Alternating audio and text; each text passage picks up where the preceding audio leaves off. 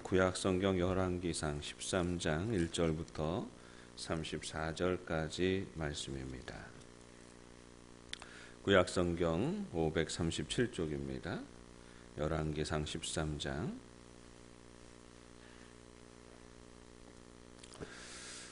한 절씩 교독하시겠습니다. 제가 먼저 읽습니다. 보라, 그때에 하나님의 사람이 여호와의 말씀으로 말미암아 유다에서부터 베델에 이르니 마침 여로보암이 제단 곁에 서서 분향하는지라.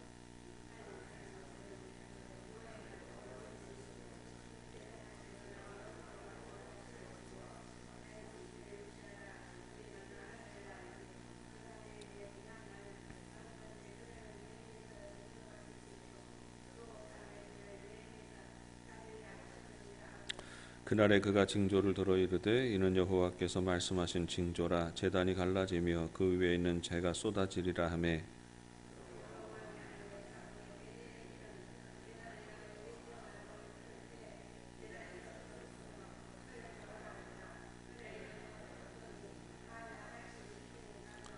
하나님의 사람이 여호와의 말씀으로 보인 징조대로 제단이 갈라지며 재가 제단에서 쏟아진지라.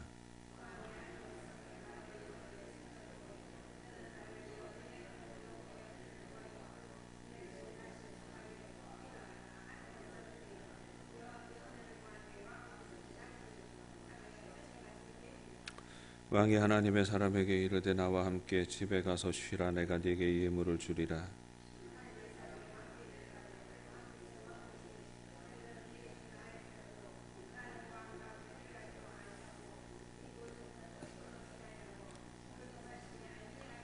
이는 곧 여호와의 말씀이 내게 명령하여 이르시기를 떡도 먹지 말며 물도 마시지 말고 왔던 길로 되돌아가지 말라 하셨음이니이다 하고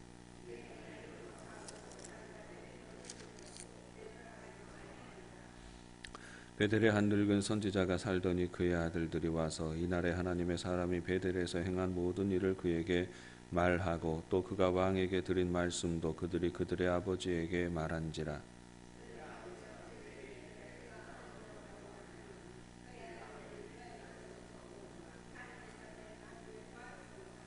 그가 그의 아들들에게 이르되 나를 위하여 나귀의 안장을 지우라. 그들이 나귀의 안장을 지우니 그가 타고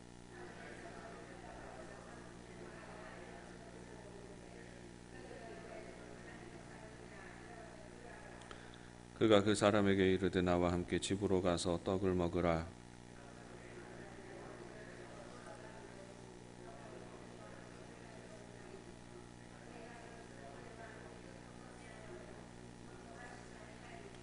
이는 여호와의 말씀이 내게 이르시기를 네가 거기서 떡도 먹지 말고 물도 마시지 말며 또 내가 오던 길로 되돌아가지도 말라 하셨음이로다.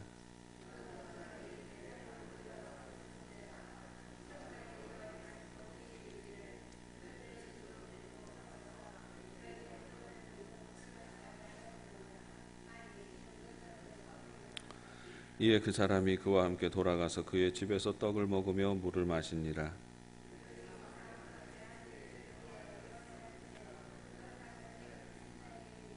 그가 유다에서부터 온 하나님의 사람을 향하여 외쳐 이르되 여호와의 말씀에 네가 여호와의 말씀을 어기며 네 하나님 여호와께서 네게 내리신 명령을 지키지 아니하고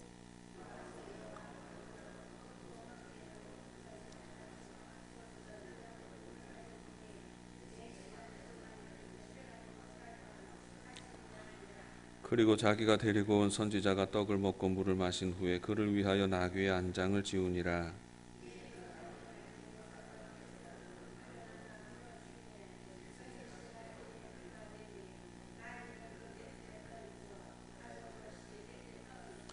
지나가는 사람들이 길에 버린 시체와 그 시체 곁에 선 사자를 보고 그 늙은 선지자가 사는 성읍에 가서 말한지라.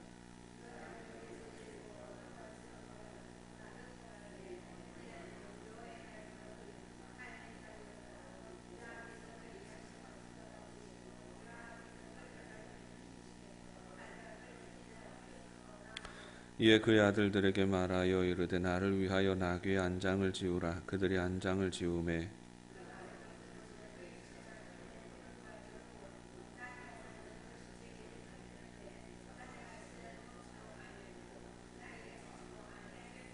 늙은 선지자가 하나님의 사람의 시체를 들어 나귀에 실어 가지고 돌아와 자기 성읍으로 들어가서 슬피 울며 장사하되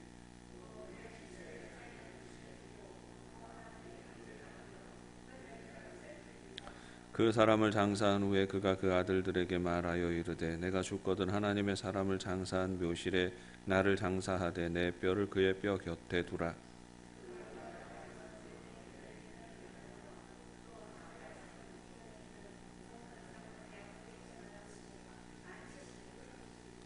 여로보암이 이 일 후에도 그의 악한 길에서 떠나 돌이키지 아니하고 다시 일반 백성을 산당의 제사장으로 삼되 누구든지 자원하면 그 사람을 산당의 제사장으로 삼았으므로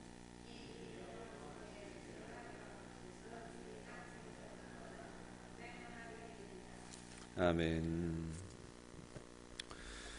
살다가 보면 고의가 되었든 실수가 되었든 잘못된 일을 저지를 때가 있습니다. 그리고 그로 인하여서 누군가에게 피해를 입히게 되기도 합니다. 그런데 그 피해를 감당하는 사람들이 일을 저지른 사람과의 관계에 따라서 일을 처리하는 태도가 달라지지요. 전혀 관계없는 사람이다라고 한다면 법적으로 조치를 취할 겁니다. 피해를 입힌 대로 그것에 대해서 보상을 청구하고 또 그것에 응당한 대가를 치르도록 해야 할 것입니다. 뭐 이것저것 따질 이유가 하나도 없지요. 잘못했으면 벌을 받아야 하는 것이고 잘못했으면 배상해야 하는 것이고 이것에 대해서 그냥 정해진 대로 그렇게 일을 처리해 나갈 것입니다. 그러나 부모는 다르지요. 자식이 죄를 짓고 자식이 실수를 하고 자식이 사고를 쳤을 때에 부모는 그 자식에게 곧바로 벌을 내리지 않습니다. 먼저 그가 하는 모든 일들이 부모가 하는 일이 뭐냐 하면 그 자식이 저지른 일들이 무엇이 잘못되었는지를 알게 해주는 것이지요. 책망하고 나무라고 그 자녀가 무엇을 잘못했는지 거기에 대해서 벌을 주기 전에 모든 부모는 반드시 해야 되는 것이 그 아이가 무엇을 잘못했는지를 깨닫게 하는 것입니다. 알게 하고 뉘우치게 하는 것이지요. 예를 들어서 때릴 땐 때리더라도 반드시 부모는 그 아이가 무엇을 잘못했는지를 알게 해 주어야 하는 것입니다. 그리고 대부분 그렇게 부모가 되어서 자식의 잘못된 행위들을 지적하고 깨닫게 하면 기대하는 것이 있지요. 자녀가 대부분 그 자신의 실수와 잘못에 대해서 깨닫고 뉘우치면 대부분의 부모는 그것을 용서합니다. 부모가 자식의 죄를 용서하게 되면, 실수를 용서하게 되면 그냥 그 자녀의 실수와 죄가 없어지는 것이 아니지요. 부모가 그 자녀의 실수와 잘못과 죄의 짐을 대신 짊어지는 겁니다. 아버지가 대신 처리하고 대신 죗값을 치르고 대신해서 모든 피해를 배상하는 일들을 해 나아가는 것이지요. 하나님이 세상의 많은 민족들 가운데에서 이스라엘 백성들을 택하셨습니다. 하나님의 자녀로 삼으셨습니다. 하나님의 자녀로 하나님의 백성으로 이스라엘 백성들을 택하셨다는 것은 이제 전혀 상관없는 그런 존재로 하나님이 대하신다는 것이 아니에요. 그저 인과응보의 원리를 따라서 잘했는지 못했는지를 따지고 잘못했으면 책임을 묻고 벌을 주고 죗값을 치르게 하는 그 원리를 따라서 사람을 다루는 것이 아니라 이제 이스라엘 백성들에 대하여는 마치 자녀들을 대하는 아버지 같은 마음으로 대하신다는 것입니다. 이스라엘 백성들이 비록 범죄하고 하나님을 떠나고 하나님 속을 팍팍 긁어도 끝까지 하나님은 기다리시는 것이지요. 인내하고 참으시고 기다리십니다. 그리고 끊임없이 이스라엘 백성들이 죄를 깨닫게 하시는 거지요. 죄를 깨닫고 뉘우치기를 기다리시고 그 기회를 끊임없이 제공하시는 것입니다. 왜입니까? 용서해 주시기 위함이지요. 마지막까지 기다리시고 또 회개하면 용서해 주려고 하는 마음을 이스라엘 백성들에 대하여 품고 계시는 것입니다. 여기에서 우리가 섬기는 참 하나님의 실체가 무엇인지를 보게 됩니다. 하나님은 심판자이시지요. 그러나 그 심판을 늦추시는 분이십니다. 어떻게 해서든 심판이 하나님의 목적이 아니라 그 심판 이전에 하나님의 자녀가 뉘우치고 회개하고 그래서 용서받기를 원하시는 분이십니다. 하나님은 심판하기 원하시는 분이 아니시고 용서하기 원하시는 분이시지요. 우리 하나님에 대하여서 우리는 바르게 바라보며 나아가야 하는 것이지요. 이런 하나님의 성품과 속성은 오늘날에도 그대로 이어지게 되는 것입니다. 구약에서도 이스라엘 백성들을 향하여 끝까지 인내하고 참으시고 또 용서할 기회를 계속해서 제공해 주셨던 것처럼 오늘날 예수 그리스도 안에서 하나님을 아버지라 부르는 이들에게 하나님은 끝까지 기회를 주시고 또 끝까지 하나님께로 돌아올 기회를 주시는 거지요. 그래서 베드로후서 3장 9절 말씀에 보면 어떤 이들은 주님께서 약속하신 것을 미루신다고 생각하고 있지만 사실은 여러분을 위해서 참고 기다리시는 것입니다. 아무도 멸망하지 않고 모두 회개하게 되기를 바라시기 때문입니다. 제가 공동번역으로 읽었는데 왜 예수님이 금방 오신다고 그랬는데 왜 안 오시냐, 왜 이렇게 자꾸만 늦춰지느냐 하는 그 질문에 대하여서 베드로가 대답하고 있는 거지요. 어떤 이들은 우리 주님께서 다시 오신다는 그 약속을 미루신다고 말하지만 그 미루시는 그 마음이 무엇인지를 보아야 한다는 것이지요. 바로 여러분을 위하여 참고 기다리시는 것이다. 이렇게 베드로가 증거하는 겁니다. 여러분 한 사람이라도 더 돌이켜 회개하고 하나님의 자녀가 되기를 원하시기 때문이다. 이렇게 말씀하고 계시는 것입니다. 예수님이 다시 오신다고 하셨는데 금방 오신다고 하셨어요. 그러나 주님이 다시 오시는 날들이 자꾸 늦어집니다. 늦춰지는 이유가 무엇입니까? 한 사람이라도 더 건지시고 회개하기를 원하시는 하나님의 마음이 있습니다.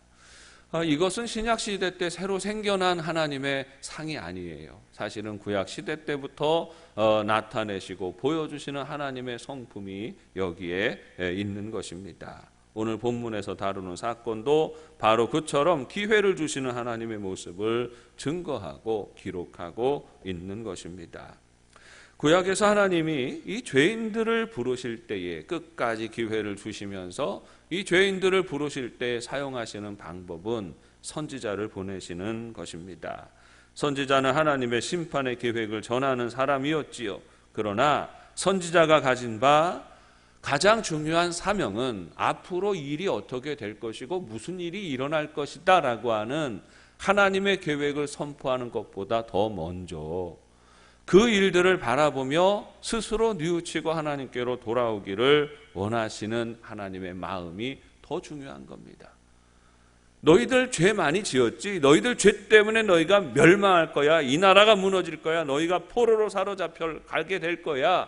이 사실이 사실이지요. 그 사실을 선포하고 계시지만 그러나 선지자의 중요한 사명은 뭐냐 하면 이 메시지를 통하여서 그 말씀을 듣는 사람들이 마음의 찔림을 받고 뉘우치고 돌이켜서 이 심판에 이르지 않게 되기를 하나님은 더 원하시고 바라신다는 말이에요.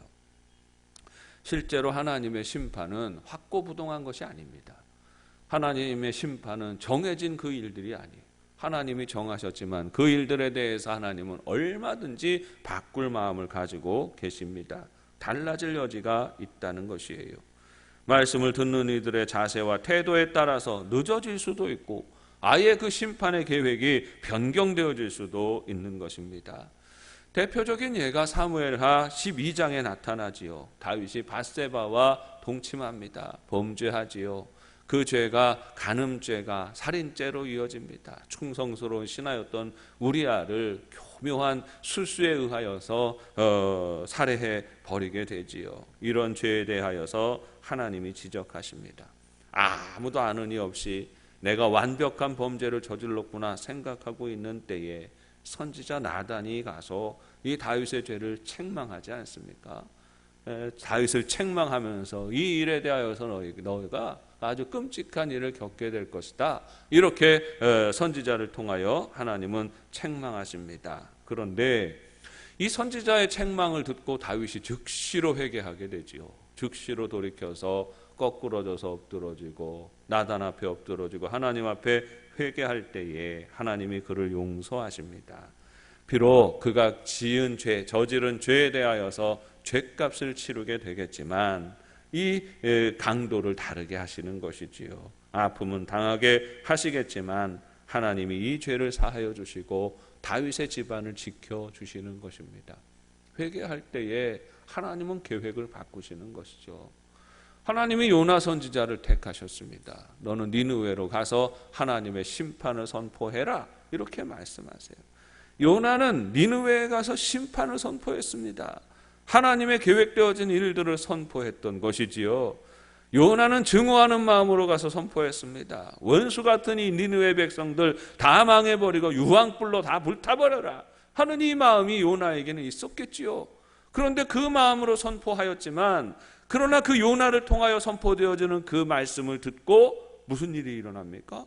니느웨 백성들이 왕부터 말단 그런 모든 백성들까지 하나님 앞에 자복하고 엎드려서 회개합니다. 회개할 때 무슨 일이 일어나요? 정하여진 심판이 니느웨에게 그때 임하지 않게 되는 것입니다. 하나님은 택하신 자가 자기의 죄를 범하고 악한 길로 나아갈 때에도 모든 죄의 값은 사망이지요. 죄의 값을 치루어야 합니다. 그런데 하나님은 곧바로 채찍을 드시는 분이 아니시죠. 끊임없이 선지자를 보내셔서 회개할 기회를 주시는 것입니다. 여로보암은 하나님의 택함을 받은 사람이었습니다. 그는 이스라엘의 10지파를 책임지는 사람이었어요. 그러면 그에게 사명을 주신 하나님을 두려워하고 자기에게 맡겨주신 사명을 감당해야 했습니다. 그게 정도이지요. 하나님의 말씀을 두려워하고 그 말씀으로 백성을 다스리고 나라를 세워가야 했던 것입니다. 그러나 그는 그가 지니게 된 권력과 영광에 금방 눈이 멀어버립니다. 사람에게 있어서 물질적인 이런 갑자기 다가오는 이 물질적인 영화와 그리고 권력이라고 하는 것은요, 사람을 얼마나 순식간에 망가뜨려 놓는지 몰라요. 그것에 몰두하고 그것에 붙들리게 되는 것입니다. 왕이 되는 순간부터 여로보암은 노심초사합니다. 어떻게 하면 이 권력을 유지할 수 있을까? 이 통치권을 가지고 있을까? 이렇게 이것에 마음이 쓰이게 됩니다. 그래서 이 권력을 지키기 위해서 쓸 수 있는 가장 중요한 방법이 무엇인가? 그 당시에 종교의 권력이 그만큼 컸으니까 정치와 종교가 같이 같은 시대 아닙니까? 그런데 이 북왕국 이스라엘은 종교의 지지를 받아낼 수가 없는 거예요. 남왕국 예루살렘에 하나님의 성전이 있으니까 북왕국 이스라엘의 신앙적인 위상이 흔들리게 되고, 그러면 이 백성들이 결국은 자기를 배신할 거다라고 하는 두려움에 사로잡히게 되는 거지요. 그래서 예루살렘을 대체하는 성지를 만들어야 될 필요가 생긴 것입니다. 2마리의 금송아지를 만들어서 베델에 두고 단에 둡니다. 그리고 이스라엘 백성들이 예루살렘으로 가지 말라고 그렇게 계도하게 되는 것입니다. 그런데 이 행위가 뭐냐는 거죠. 우상이 실제적인 능력이 있어서 우상을 세우는 것이 아닙니다. 구약 시대에도 우상을 만드는 이는 왕이 우상을 만들어요. 권력자들이 우상을 만들고 우상 숭배에 앞장섭니다. 왜 권력자들이 우상을 좋아할까요? 그들의 권력을 지키는 데 있어서 가장 결정적인 역할을 하는 게 바로 이 우상의 존재이기 때문이에요. 그래서 자기들의 집안을 든든하게 지지해주는 우상을 만들고 그 우상을 섬기게 만들어서 백성들을 미혹하게 하는 것이지요. 그러니까 우상은 실제적인 능력이 있어서 그것을 섬기는 것이 아니라, 우상을 세우고 섬기게 하는 그 마음의 본심은 뭐냐 하면 자기 자신을 사랑하는 마음이 있는 겁니다. 자기애가 가득하고 자기 중심의 사고를 하고 자기 권력에 집착하는 이 본심이 안에 있는 거예요. 우상이 힘이 있어서 우상을 섬기는 게 아니라 그 우상을 섬기게 함으로 왕이 권력을 계속해서 유지하고 싶은 마음이 생기기 때문입니다. 그래서 우상을 섬길 때의 마음은 순종하는 마음이 아니에요. 지배하고자 하는 마음이 있는 겁니다. 모든 우상 숭배는 정치 권력자에 의하여서 만들어지는데 그 우상을 만들 때에 깊숙이 이 권력자들이 자기 의도, 자기 마음, 자기 뜻대로 뭔가를 이루어가게 하는 이 욕망이 가득 차 있는 것이죠. 이것은 오늘날에도 마찬가지입니다. 만약에 교회에 대하여서 정치 권력이 개입해서 정치인들이, 대통령이, 세속적인 권세자가 교회의 일들에 대해서 이래라 저래라 하고 뭐해라 이렇게 막 이끌어가는 영향을 끼치면요, 그 교회는 우상 숭배의 처소가 되는 거예요. 정치와 종교는 항상 분리되어 있어야 돼요. 근데 이 우상 숭배 권력자들은 집요하게 종교 권력을 자기 손에 쥐고자 하는 것입니다.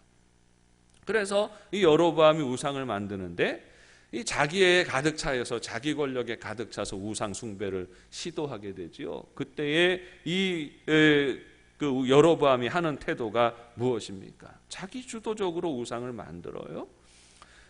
여기에 대해서 이 우상을 숭배하게 하는 일의 특징을 성경에서 찾아보면 여로보암이 이 우상을 두는 장소를 어떻게 정합니까? 무슨 제사장이나 선지자들의 얘기를 들어가지고 우상이라도 그 우상 섬기는 그 종교 지도자의 얘기를 듣고 어디에다가 산당을 세우시오 이렇게 얘기를 듣습니까? 아니에요.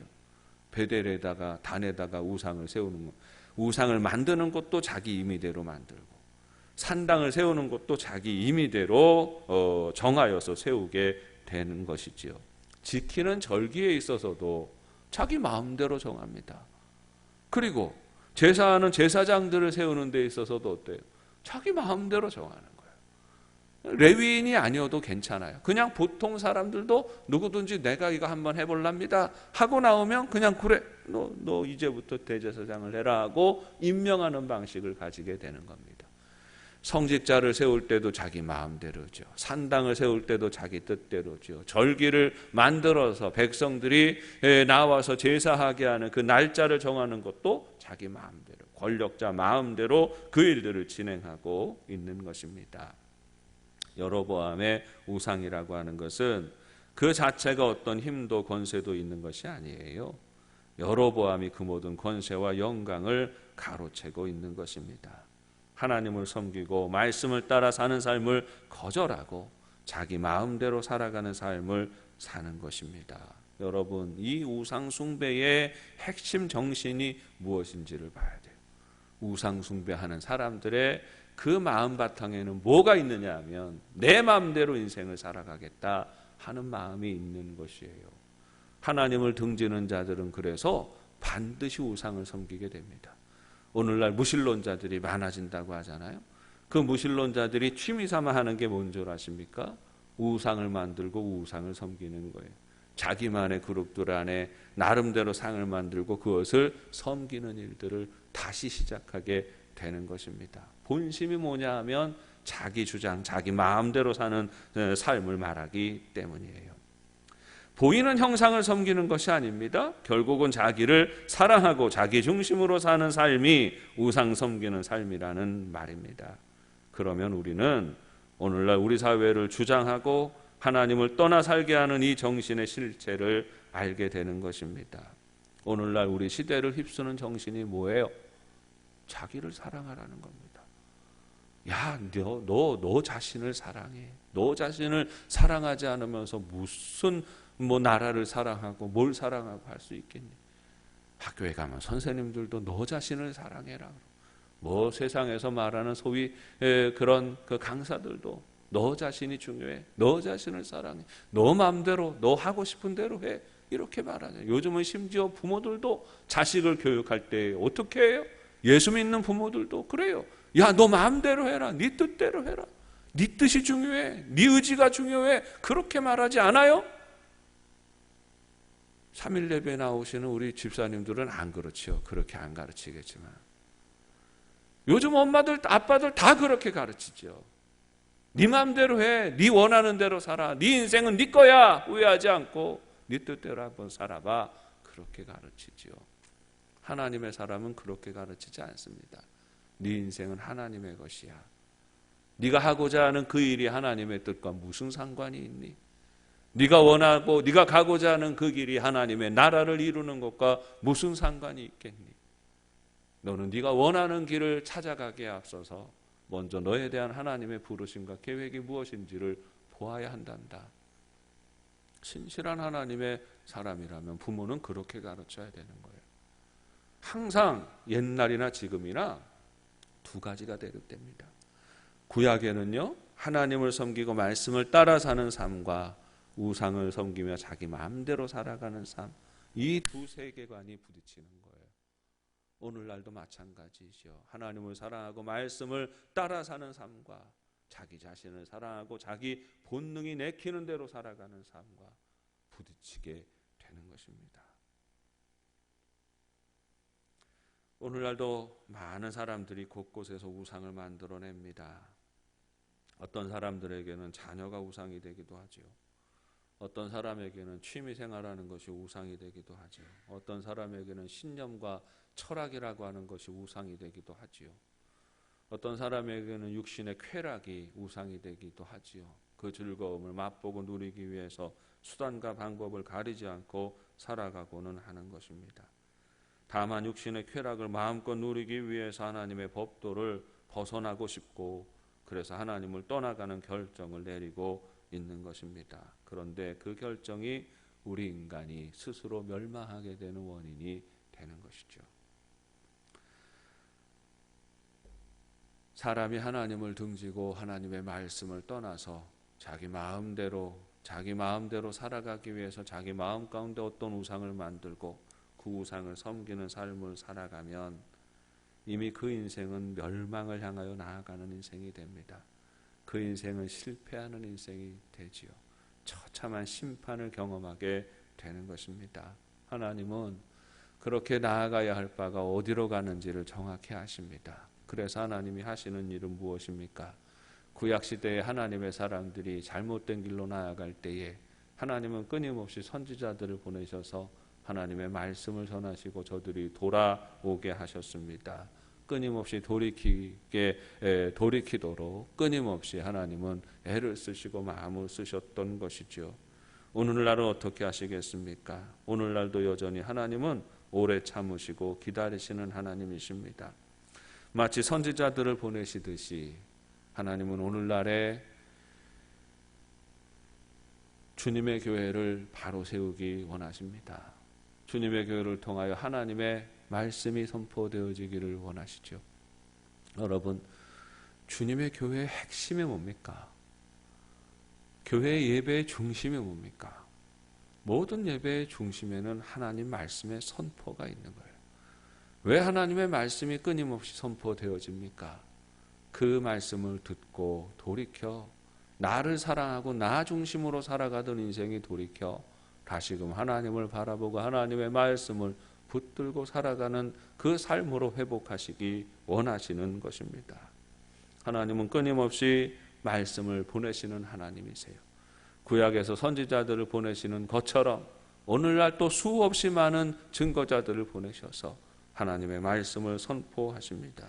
주님의 교회를 통하여 말씀을 선포하시지요. 그리스도인은 말씀을 듣는 사람들입니다. 세상에서 살아가는 중에 육신의 즐거움을 쫓아 자꾸만 치우치려고 하는 이 본능을 다스리고 하나님의 말씀을 통해 찔림을 받고 그래서 바로 서고 온전히 서는 삶을 살아야 하는 것입니다. 사랑하는 여러분, 말씀을 듣는 사람이 그리스도인이에요. 말씀을 듣는 사람이 하나님의 사람입니다. 바르게 잘 사는 사람이 그리스도인이 아니에요. 하나님의 말씀을 귀히 여기고 듣는 사람이 그리스도인입니다. 흠도 있고 허물도 있겠지요.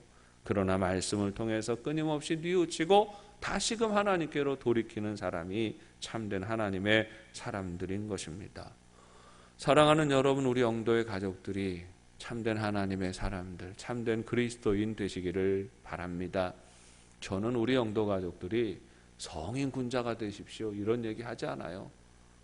그렇게 세상에 절간에 가거나 여기저기 그런 철학하는 데 가보면 사실은 바라는 게 모든 인간이 돌을 잘 닦아서 성인군자처럼 살아가고 반듯하게 살아가는 그 삶을 지향하지 않아요. 그런데 교회는 그런 요구를 하지 않습니다. 여러분 성인군자가 되십시오. 반듯하게 살아가고 많은 사람들에게 좋은 영향을 끼치고 한 번도 가지 않은 길 갈 때 따라오는 사람들을 생각하면서 발자국을 잘 내면서 가야 됩니다. 이딴 얘기 하지 않아요. 교회는 하나님의 말씀을 끊임없이 선포합니다. 여러분 하나님 말씀을 듣는 인생이 되십시오. 귀를 열고 하나님의 말씀을 잘 듣고 순종하는 삶이 되시기를 바랍니다. 그리스도인은 내 맘대로 내 뜻대로 사는 사람이 아니에요. 하나님 말씀 듣고 사는 사람들입니다. 우리 영도의 가족들이 하나님의 말씀을 귀히 듣고 늘 돌이키며 하나님 앞에 온전히 머물고 살아가는 복 있는 삶이 되시기를 바랍니다. 그러면 우리 하나님의 말씀을 전하는 하나님의 사람들은 또 어떻게 살아가야 할까요? 말씀이 이 안에 있는 사람들이 그리스도인이잖아요. 그러면 그리스도인은 어떻게 살아가야 할까요? 끝까지 하나님의 말씀을 붙들고 그 말씀을 따라 분별하며 살아야 합니다. 분별하는 능력이 있어야 되는 거죠. 말씀을 따라 살 때에는요, 이 말씀을 잘 분별하는 은혜가 있어야 하는 겁니다. 말씀을 보면 그때 하나님의 사람이 여호와의 말씀으로 말미암아 유다로부터 베델에 이르니라 했습니다. 유다의 한 선지자가 일어나서 북왕국 이스라엘로 옵니다. 베델로 오게 되는 것이지요. 여로보암이 범죄하여서 우상을 만들었어요. 그리고 스스로 그 우상 앞에 나아가서 여로보암이 분향하고 있는 바로 그때에 이 유다에서 온 이 선지자가 이 베델의 산당에 이르게 되는 것입니다. 그리고 거기에서 외치지요. 하나님의 말씀을 외칩니다. 훗날 다윗의 집에서 요시아라는 왕이 일어나게 될 것인데 그로 말미암아 이 제단에서 끔찍한 일들이 벌어지게 될 것이다. 이 산당에서 제사하는 제사장이 불태워질 것이고 이제 그들의 뼈가 이 위에서 불살라지게 될 것이다. 그리고 그 징조가 나타날 것인데 이 제단이 쪼개어져서 그 위에 있는 재가 쏟아지게 될 것이다. 이렇게 그냥 다다다다다 했겠지요. 왜냐하면 선지자도 무서웠을 테니까. 이 성경을 읽으면서 저는 이 사람 입장에서 생각을 해봤어요. 유다의 선지자가 그래도 저기 왕 아닙니까? 여로보암이 서슬퍼런 왕이고 성질도 좀 더 괴팍하고 더럽고 그럴 텐데 말 한마디 하면 단칼에 그냥 죽이는 인간인데 오늘날로 말하면 저 북한의 김정은 같은 이 앞에 가가지고 하나님의 말씀을 이제 이것이 망하게 될 거다 이렇게 외쳐야 되는데 얼마나 무서웠겠어요. 하나님 주신 말씀도 다 외치지 못하고 죽을 것 같은 그런 두려움은 없었겠습니까? 그러니까 그냥 숨도 쉬지 않고 외웠던 대로 이미 하나님 주신 말씀 얼마나 암송하면서 왔겠어요. 다다다다 외쳤겠지요. 아니나 다를까 여로보암이 기분이 상합니다. 자기가 한껏 폼을 잡고 분향하고 있는데 거기에서 웬 낯선 전혀 듣도 보지도 못했던 그런 선지자 한 사람이 저 남쪽에서부터 와가지고는 여기에다 저주를 선포하는데 기분이 좋을 왕이 어디 있겠습니까? 기분이 확 상해가지고 저자를 잡으라고 무슨 일을 하는 거냐고 호위대장 뭐 하는 거냐 잡아라 하고 소리를 질렀겠지요. 소리를 지르면서 손을 쫙 뻗는데 하나님이 그 순간에 여로보암을 쳐버리시죠. 그래서 그 손이 편 상태로 그대로 말라버리게 됩니다. 그리고 그 순간에 하나님이 이 제단을 깨뜨려 버리셔서 이 제단 분향하던 제단이 쪼개어지고 거기에서 재가 쏟아져 내려오게 되는 겁니다. 여로보암이 비록 우상을 만들긴 했지만요 하나님에 대한 믿음이 아주 없는 사람이 아니었죠. 그도 하나님 섬기는 사람 아니었습니까? 비록 자기 욕망에 휩싸여서 하나님을 등지고 살아가지만 그도 하나님을 모든 게 하나님을 두려워하는 마음에서 생긴 일이잖아요. 그러니까 그 순간에 여로보암이 어떻게 처신해야 할지를 압니다. 선지자를 붙들고 통사정하지요. 나를 위하여 한 번만 더 기도해. 하나님께 기도해서 나를 살려달라고 그렇게 애걸하게 됩니다. 선지자가 그를 위하여서 다시 기도하니까 그의 손이 돌아오게 되고 이 일에 대해서 여로보암이 고맙게 여겨서 이 선지자를 후대하려고 하는데 이 이야기를 듣지 않습니다. 나는 하나님이 명하신 대로 나는 간다 선포했으니 왔던 길로 다시 돌아가지 말라 하였으니 다른 길로 간다고 자기 길을 가게 되는 겁니다. 이 일이 북왕국 이스라엘의 이 베델의 화제가 되었지요. 온 소문이 확 났지 않았겠습니까? 분향하는 제단이라고 하는 것은 사실 이스라엘 백성들이 다 많은 사람들이 왕래하고 지켜보는 곳이니까, 그러니까 이 일들에서 본 사람도 많고 소문이 금방 났겠지요. 베델에 한 선지자가 살고 있었어요. 왕년의 선지자였던 한 늙은 선지자가 살고 있었습니다. 이 사람의 아들들이 그 사건을 보고 자기 아버지에게 와서 전하는 거지요. 아버지가 즉시로 이 유다의 선지자를 찾아서 쫓아갑니다. 그리고 중간에서 이 선지자를 만나지요. 상수리 나무 아래서 쉬고 있던 선지자를 만나는데 늙은 선지자가 이 사람에게 청합니다. 자기 집으로 가자. 이렇게 청하는, 내가 당신을 위하여 떡과 물을 대접하고자 하니까 나와 함께 음식을 먹자. 이렇게 청하는 겁니다. 이 제안에 대해서 유다의 선지자가 거절하지요. 왜냐하면 하나님의 말씀이 임하실 때에 왔던 길로 돌아가지 말라고 했는데 베델에서 나왔는데 다시 베델로 가야 되니까 그건 하나님이 명하신 바가 아니지 않습니까? 나는 왔던 길로 돌아갈 수가 없다. 떡도 마시지 말고 물도 마시지 말라 하셨으니 그것도 할 수가 없다. 이렇게 정중하게 사양합니다. 그러니까 바로 자기 존재를 드러내지요. 베델의 선지자가 사실은 나도 선지자다. 당신과 같은 선지자인데 하나님이 말씀이 내게 임하여서 당신이 이곳에 오게 될 것인데 당신을 잘 대접하여 보내라고 하나님이 말씀하셨다. 이렇게 말합니다. 거짓말이지요. 그렇게 말하면서 이 사람을 다시 청합니다. 그러니까 이 유다의 선지자가 그 소리를 듣고 다시 그 하나님 말씀을 어기고 이 사람을 쫓아가게 되는 것입니다. 결국 이 선지자는 베델의 선지자의 말을 따라 돌아가게 되지요. 그리고 떡을 먹고 물을 마시고 쉬고 있는데 갑자기 하나님의 영이 이 사람을 데려온 베델의 선지자에게 임하지요. 정말로 하나님의 영이 임하고 하나님의 말씀이 이 유다 선지자에 대한 책망으로 이어지게 됩니다. 네가 하나님 말씀을 어겼으니 죽게 될 거다. 그렇게 이 말씀이 선포되어집니다. 떡과 물을 마시는 중에도 마시고 난 이후 기분이 얼마나 찝찝했겠어요. 그러니까 돌아가는 이 유다의 선지자를 위하여서 자기 나귀를 내어주고 한장을 지어주고 그리고 그 위에 태워서 돌아가게 하는 것입니다. 그리고 얼마 가지 않아서 유다의 선지자는 사자를 만나서 사자가 물어서 죽게 되는 것이죠. 그리고 그 소식이 전해집니다. 베델의 선지자가 급히 선지자의 시신이 있는 곳으로 가보는데 나귀와 사자가 그 시체 곁에 그냥 서 있습니다. 사자는 선지자를 물어서 죽여놓았지만 그러나 그 시신을 뜯어먹지 않습니다. 그냥 죽이기만 한 것이지요. 나귀도 잡아먹지 않고 사자와 나귀가 같이 앉아 있는 겁니다. 그 상황을, 그 신기한 장면을 보게 되는 것이지요. 베델의 선지자는 죽은 선지자의 시신을 수습합니다. 자기를 위해서 준비한 묘실에 안치하고 훗날 자기가 죽으면 이곳에 같이 장례를 치러달라고 자식들에게 부탁하죠. 한바탕의 소동이 진행되고 난 이후에 그 이후에도 하나님의 역사와 하나님의 능력을 경험했음에도 불구하고 여로보암은 금송아지 섬기는 일을 멈추지 않습니다.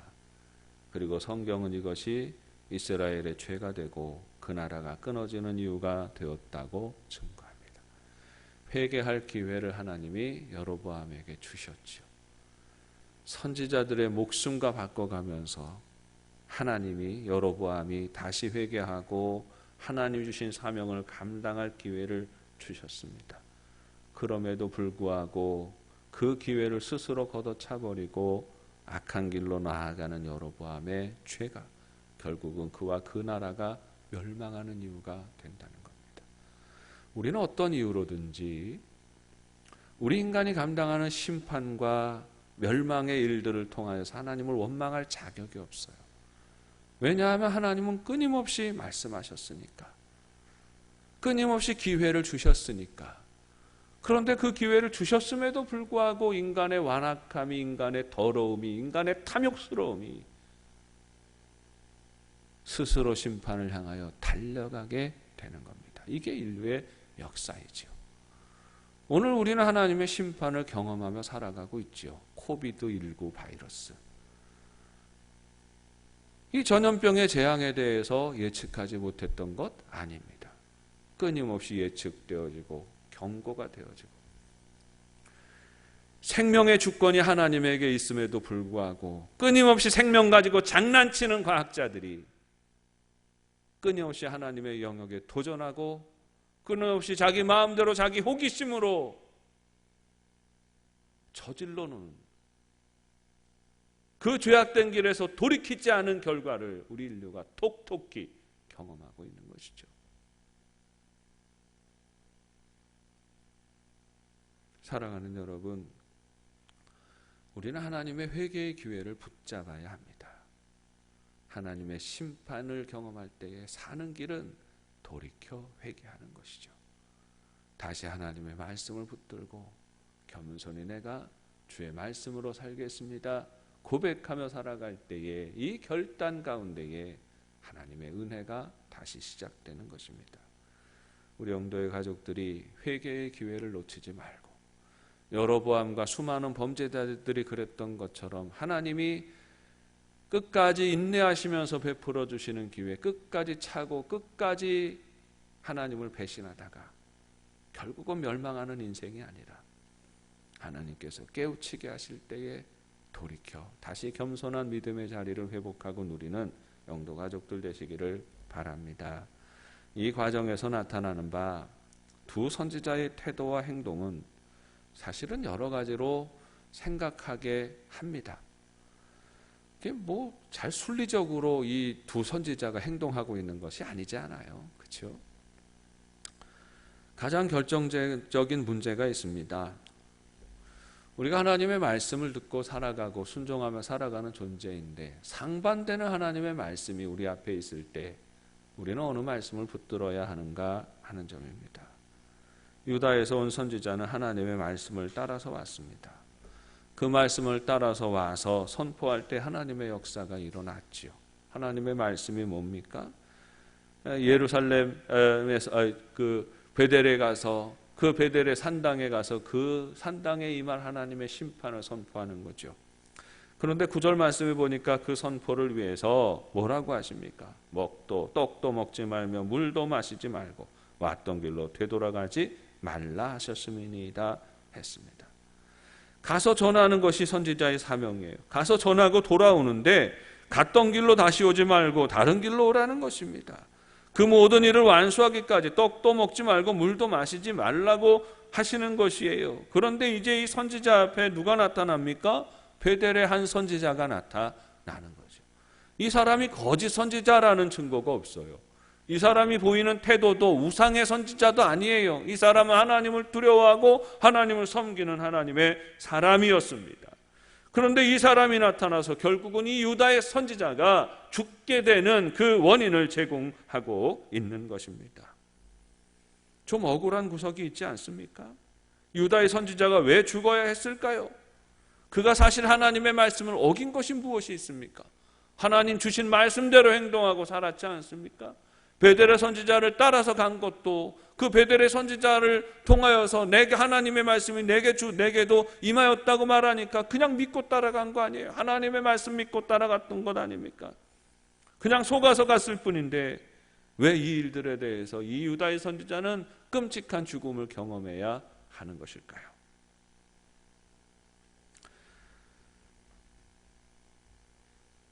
좀 너무하신 것 아닙니까? 여러분, 여기에서 하나님의 말씀을 살아가는 사람들이 넘어지기 쉬운 시험에 드는 결정적인 그 이유와 원인이 무엇인지가 드러나는 것이죠. 넘어가고 싶은 마음이 있으니까 넘어가는 거예요. 분별하지 못하는 것이 아니에요. 그러나 본능적으로 치우치는 부분이 있으니까 넘어가게 되는 거죠. 배가 고프니까 다른 선지자의 이야기가 솔깃했지요. 좀 쉬고 싶으니까 그 이야기가 하나님의 말씀이 저 사람에게도 선지자니까 저 사람에게도 임했거니 생각하고 싶었던 것입니다. 자기 마음속에 드는 생각이 하나님의 말씀을 앞서고 있는 것입니다. 하나님의 말씀은 충돌할 때가 있어요.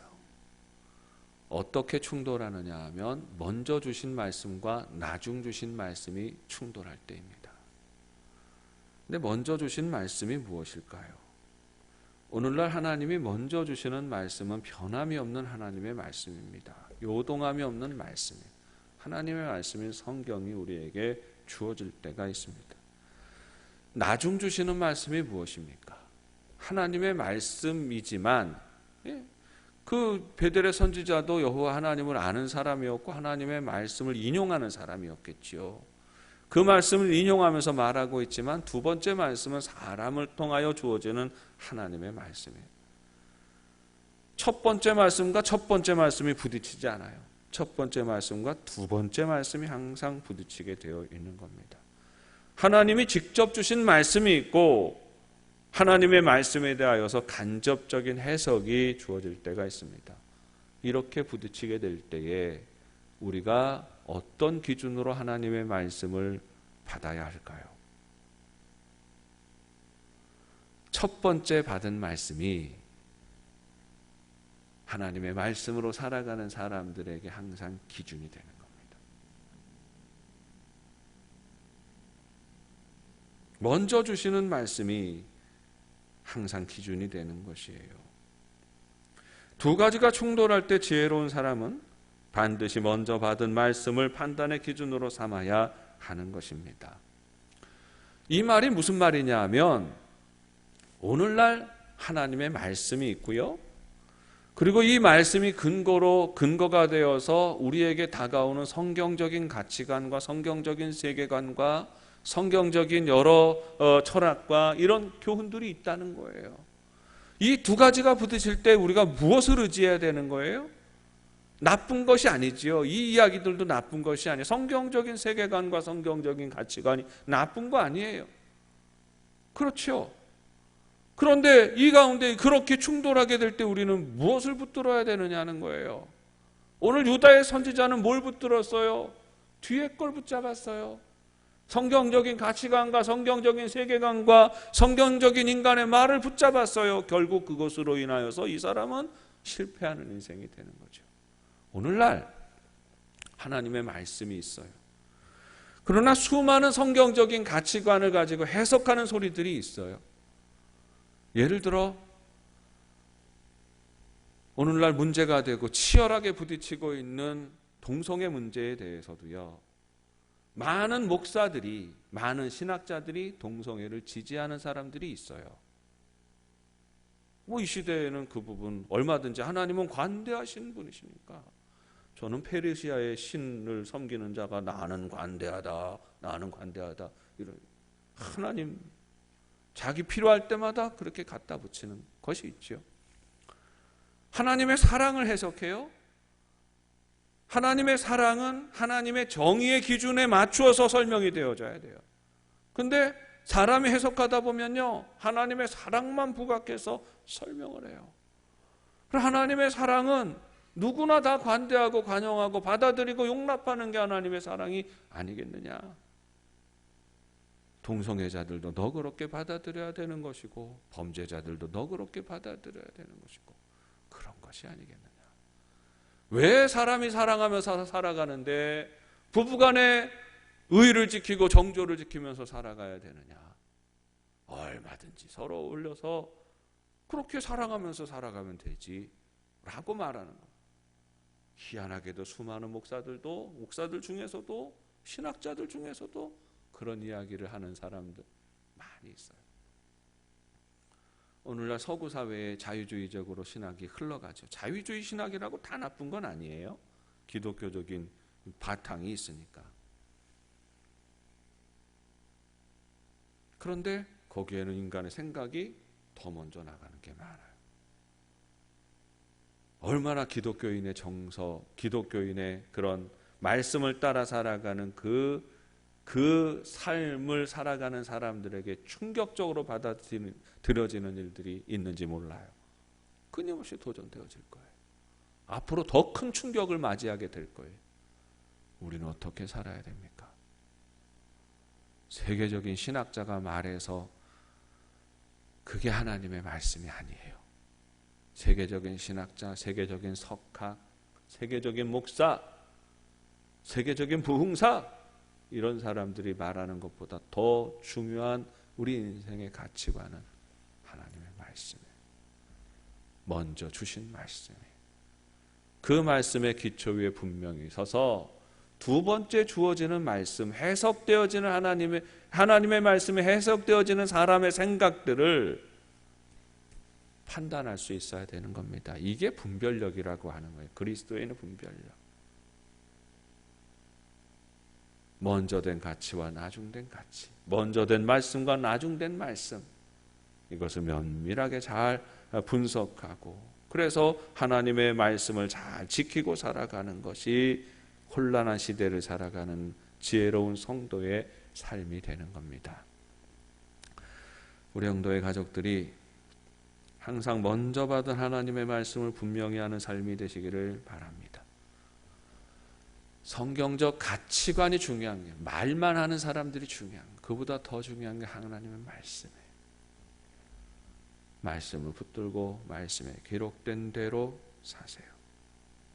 먼저 받은 하나님의 말씀을 분명히 하세요. 성경적 가치관보다 성경 말씀을 문자적으로 믿는 것이 중요합니다. 모든 것을 성경에 비추어서 판단하세요. 그것이 우리를 안전하게 합니다. 사명으로 살아가는 사람들, 하나님의 은혜 안에 살아가는 사람들은 하나님의 말씀으로 살아가는 사람이에요. 우리 영도의 가족들이 항상 하나님의 말씀의 빛을 가지고 그 말씀의 빛 가운데 살아가는 복 있는 삶이 되시기를 주님의 이름으로 축원합니다. 기도하겠습니다.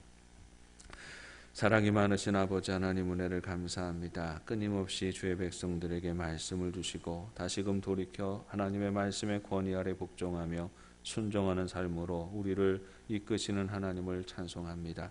주의 말씀 안에 살아갈 때 우리 삶이 생명의 길로 열리고 우리 인생의 구원의 길로 나아가게 되는 것임을 깨닫습니다. 말씀을 등지고 살아가게 하는 세상의 미혹하는 소리들에 넘어지지 아니하고 항상 말씀의 기준을 바로 알고 지키고 그 말씀으로 순종하는 승리하는 영도의 가족들이 되게 하여 주옵소서. 예수님의 이름으로 기도합니다. 하늘에 계신 우리 아버지, 아버지의 이름을 거룩하게 하시며 아버지의 나라가 오게 하시며 아버지의 뜻이 하늘에서와 같이 땅에서도 이루어지게 하소서. 오늘 우리에게 일용할 양식을 주시고 우리가 우리에게 잘못한 사람을 용서하여 준 것 같이 우리의 죄를 용서하여 주시고 우리를 시험에 빠지지 않게 하시고 악에서 구하소서. 나라와 권능과 영광이 영원히 아버지의 것입니다. 아멘.